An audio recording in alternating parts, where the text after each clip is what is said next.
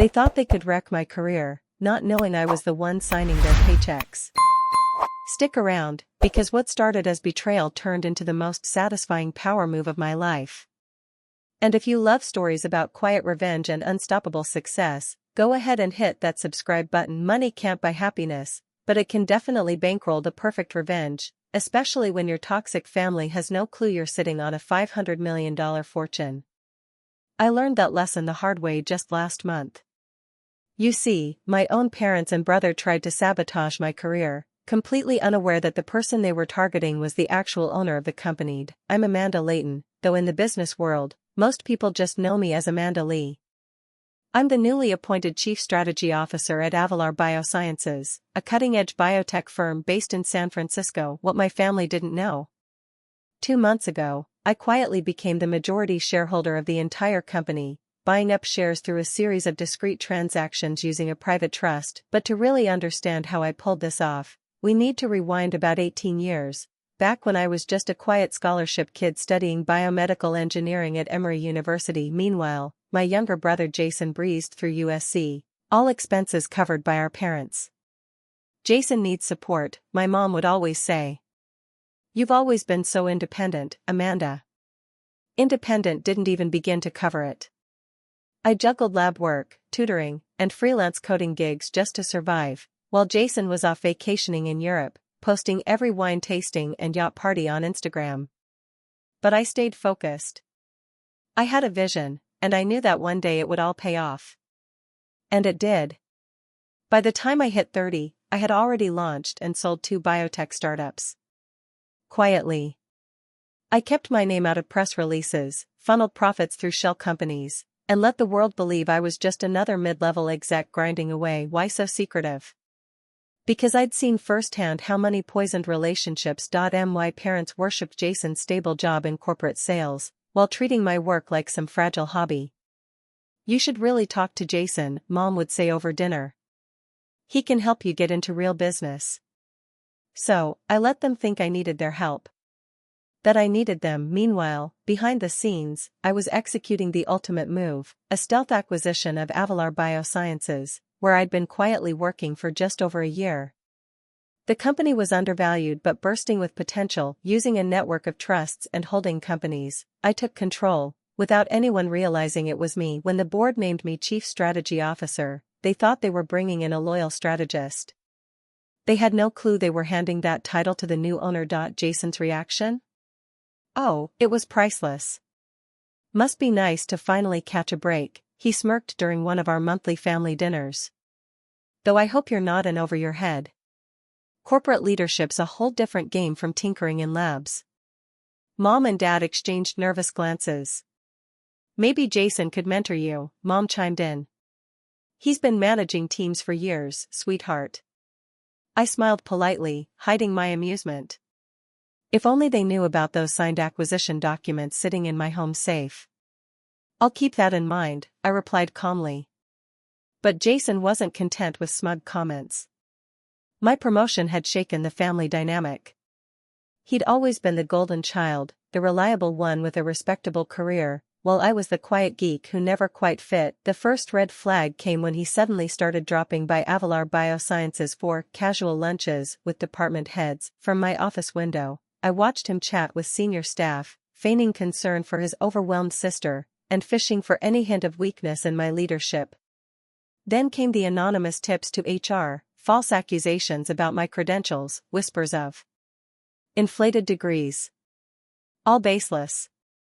All easily disproven, but the message was loud and clear. Someone was trying to take me down. They weren't just trying to undermine me, they were out to destroy me. I'm only looking out for you, Jason said sweetly when I finally confronted him. You know how it goes these days, tech companies are so eager to promote women a little too fast. Gotta hit those diversity quotas. I'd hate to see you crash and burn in front of everyone. I let him keep talking. Honestly, I was curious just how far he'd push it. My answer came yesterday, in a sealed envelope addressed to the board of directors. Inside? A glossy, well-prepared dossier packed with forged bank statements, doctored emails, and an elaborate timeline meant to paint me as a criminal: embezzlement, insider trading, falsified financial reports. It was an absolute masterpiece of malicious fabrication. The board immediately called an emergency meeting for Friday morning. Jason must have caught wine through his corporate grapevine because at dinner last night, he was practically glowing. The board's asked me to attend tomorrow's session, he announced with a smug grin. Sounds like there's going to be a major change at the top. Mom and Dad beamed with pride, neither of them bothering to ask why I hadn't been invited to a meeting about my own future. What they didn't know was that I had spent the entire night building a dossier of my own, documenting every shady move, every lie, every behind-the-scenes whisper campaign Jason had orchestrated. And tomorrow? I was going to reveal the true ownership of Avalar Biosciences. If you think Jason's about to get away with this, hit that subscribe button, because what happens next? It's going to turn everything upside down. You'd think I'd be angry. You'd think I'd be hurt, that my own brother tried to annihilate my career, that my parents gleefully RSVP'd to my professional takedown, but sitting there in my home office, surrounded by printouts of forged bank statements and fake email trails, I felt surprisingly calm, because Jason's twisted little scheme had handed me the perfect opportunity, a public stage to finally confront not just this betrayal, but a lifetime of being underestimated, dismissed, and ignored. And sometimes, the best revenge is letting people think they've won, right up until the moment they realize they were never in control. The board meeting was set for 9 a.m. sharp. My family would walk in thinking they were about to witness my downfall. Instead, they were about to learn why you never bet against the quiet one in the corner, especially when she owns the whole table. The pieces were in place. The curtain was about to rise, and for once in my life, I was actually looking forward to a meeting. That Friday, I arrived early at Avalar Biosciences, just to watch the show right on cue. At 8:45 a.m., Jason strutted into the lobby in his sharpest suit. Mom and Dad trailed behind, dressed for a victory they hadn't earned. Is the board ready for us? Jason asked the front desk, practically buzzing with anticipation. His smug expression reminded me of the time he'd accidentally deleted my science fair project the night before it was due. Back in 8th grade, from my office window upstairs, I watched as they were escorted into the executive conference room. The board members followed shortly after, serious, tight-lipped, exactly as I had instructed. Each of them had received my private message the night before. At 9 a.m. sharp, I pushed back my chair, took a deep breath, and walked down the hall. Showtime. Marcus Chen, our board chair, was mid-sentence as I entered the room. The allegations against Ms. Layton are extremely serious. Sorry I'm late, I said cheerfully, taking my seat at the table. Jason's head snapped up, confusion flashing behind his smug grin. Amanda, this is a closed session. You weren't invited, he said sharply, glancing nervously at the board members. I folded my hands on the table, calm and steady. Actually, I invited myself.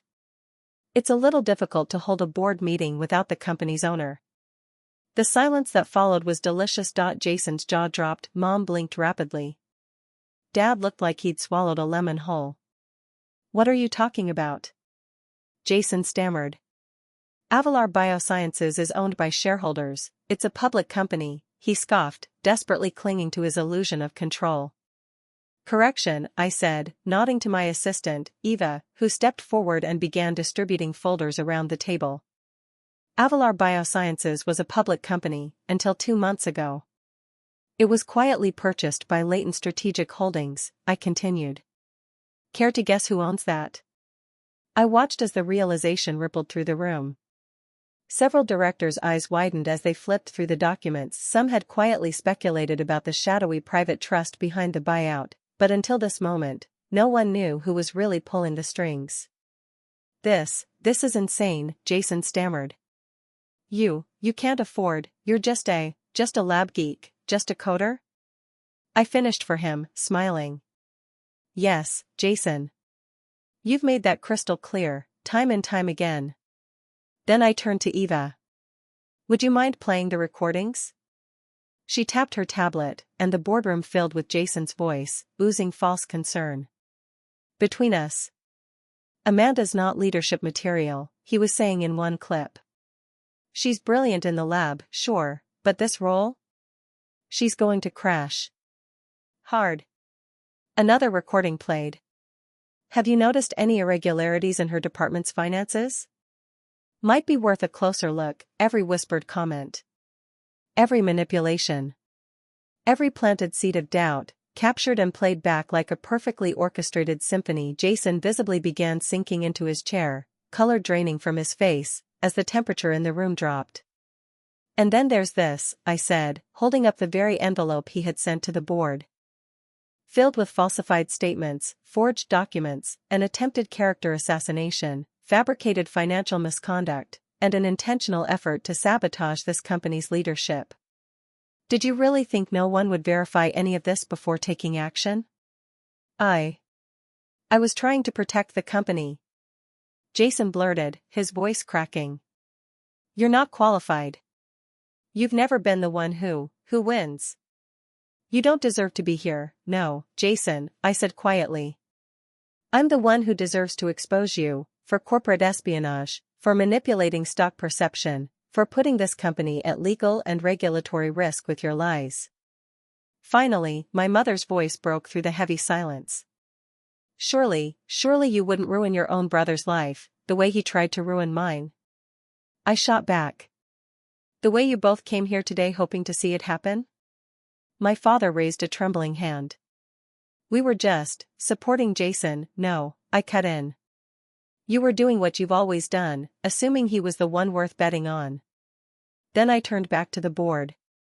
I apologize for the dramatic nature of this meeting, I said, rising to face them. But it was necessary.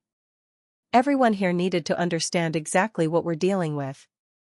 Mr. Jason Layton has committed multiple serious violations in an attempt to sabotage my role in this company.